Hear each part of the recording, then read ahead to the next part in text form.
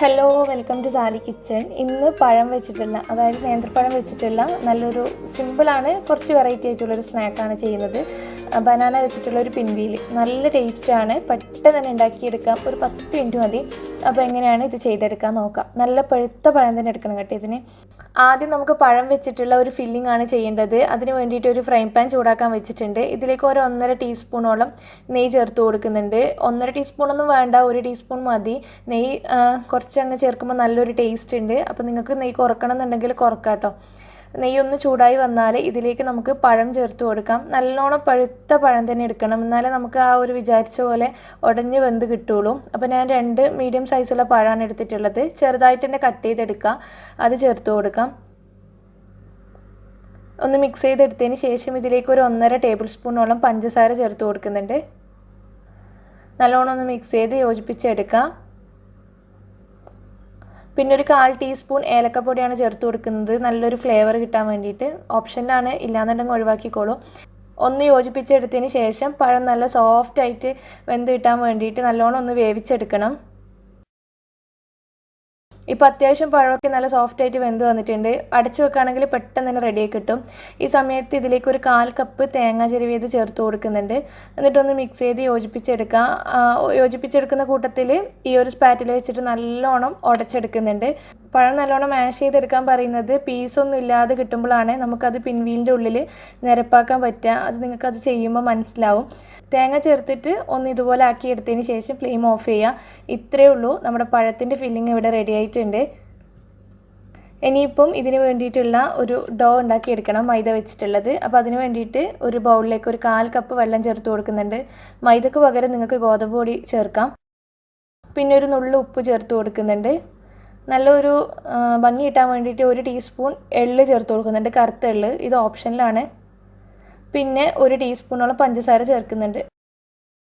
ഇതിലേക്ക് വേണ്ടിയിട്ടുള്ള മൈദ ചേർത്തിട്ട് സാധാരണ ചപ്പാത്തിക്കൊക്കെ കുഴക്കുന്ന പോലെ നല്ല സോഫ്റ്റായിട്ട് കുഴച്ചെടുക്കണം. മൈദ ഒരു 1/2 കപ്പ് ടു 1/4 കപ്പാണ് വേണ്ടി വരാം. നല്ല സോഫ്റ്റായിട്ട് ഇതുപോലെ കുഴച്ചെടുത്ത് കഴിഞ്ഞാൽ നമുക്കിത് പരത്തിയെടുക്കാം. ഇപ്പോൾ പരത്തുന്ന സമയത്ത് കുറച്ച് പൊടി അങ്ങ് സ്പ്രിങ്കിൾ ചെയ്ത് കൊടുക്കുന്നുണ്ട്, ഓവറായിട്ടൊന്നും വേണ്ട. എന്നിട്ട് നമ്മൾ പരത്തിയെടുക്കുകയാണ്. ഇത് നല്ല തിന്നായിട്ടല്ല, നല്ല തിക്കുമായിട്ടല്ല പരത്തിയെടുക്കുന്നത്. നോർമൽ നമ്മൾ സമൂസക്കൊക്കെ ചെയ്യുന്നില്ലേ, അതുപോലെ പരത്തിയെടുത്താൽ മതി. അത്യാവശ്യം വലിപ്പത്തിൽ തന്നെ പരത്തിയെടുക്കുക. തിന്നായിട്ട് അങ്ങ് വലിപ്പം കൂട്ടണ്ട, നോർമലായിട്ട് പരത്തിയെടുത്താൽ മതി. ഇത് ബോളൊന്നും ആക്കിയിട്ട് മാറ്റിയിട്ടില്ല, നമ്മൾ ഫുള്ളായിട്ട് ഉണ്ടാക്കിയ മാവ് തന്നെയാണിത്. ഇതുപോലെ പരത്തിയെടുത്തിട്ടുണ്ട്. ഇതിൻ്റെ പുറത്തേക്ക് നമ്മൾ ഉണ്ടാക്കി വെച്ച പഴത്തിൻ്റെ ഫില്ലിങ് സ്പ്രെഡ് ചെയ്ത് കൊടുക്കുക. കണ്ടില്ലേ, നമ്മൾ നല്ലോണം മാഷ് ചെയ്തെടുത്തത് കൊണ്ട് ഇതുപോലെ നല്ല വൃത്തിക്ക് തന്നെ നമുക്ക് നിരപ്പാക്കി എടുക്കാൻ പറ്റും. പീസ് ഉണ്ടെങ്കിൽ നമ്മളത് റോൾ ചെയ്യുന്ന സമയത്ത് പുറത്തേക്കും പോകും, നമുക്ക് വൃത്തിക്കൊന്നും റോൾ ചെയ്തെടുക്കാനും പറ്റൂല. ഇതുപോലെ എല്ലാ ഭാഗത്തും ഒന്ന് നിരപ്പാക്കി എടുക്കുക. അതിനുശേഷം നമ്മളിത് റോൾ ചെയ്തെടുക്കുകയാണ്. നമ്മൾ റോൾ കേക്കൊക്കെ ചെയ്യുന്നത് പോലെ ഇങ്ങനെ ഉള്ളിലേക്കാക്കിയിട്ട് ഇതുപോലെ ഈ ഒരു വീഡിയോയിൽ കാണുന്ന പോലെ ഒന്ന് റോൾ ചെയ്തെടുക്കുക. എന്നിട്ട് അവസാനം വരുന്ന ഈ ഒരു ഭാഗം ഉണ്ടല്ലോ, ഇത് നല്ലോണം ഒന്ന് പ്രസ് ചെയ്തിട്ട് ഒട്ടിച്ചെടുക്കണം. പിന്നെ നമുക്ക് കത്തി വെച്ചിട്ട് ഒന്ന് കട്ട് ചെയ്തെടുക്കാം. ആദ്യം ഒന്ന് കട്ട് ചെയ്തിട്ട് ഇതങ്ങ് മാറ്റി വെക്കാം, ഷേപ്പായി കിട്ടാൻ വേണ്ടിയിട്ട്. കളയൊന്നും വേണ്ട, അതും ഇതുപോലെ തന്നെ ചെയ്തെടുക്കണം. എന്നിട്ട് ഈ ഒരു കനത്തിലാണ് നമ്മൾ കട്ട് ചെയ്തെടുക്കുന്നത്. ഇതുപോലെ കട്ട് ചെയ്തത് ഒരു കയ്യിൽ വെച്ചിട്ട് മറ്റേ കൈ കൊണ്ട് ഒന്ന് ഫ്ലാറ്റാക്കി എടുക്കാം. ഈ ഒരു ഭാഗം നല്ലോണം ഒന്ന് ഒട്ടിച്ചെടുക്കണം. കൈ വെച്ചിട്ട് നല്ലോണം പ്രസ് ചെയ്തിട്ട് തന്നെ ഒട്ടിച്ചെടുക്കണം, അല്ലെങ്കിൽ നമ്മൾ എണ്ണയിലിടുന്ന സമയത്ത് ആ ഷേപ്പൊക്കെ പോവും, പിന്നെ ഫില്ലിങ് പുറത്തായിരിക്കും. ഇതുപോലെ ഒന്ന് ഫ്ലാറ്റാക്കി എടുക്കാം. ഇതുപോലെ തന്നെ എല്ലാം ചെയ്തെടുക്കാം.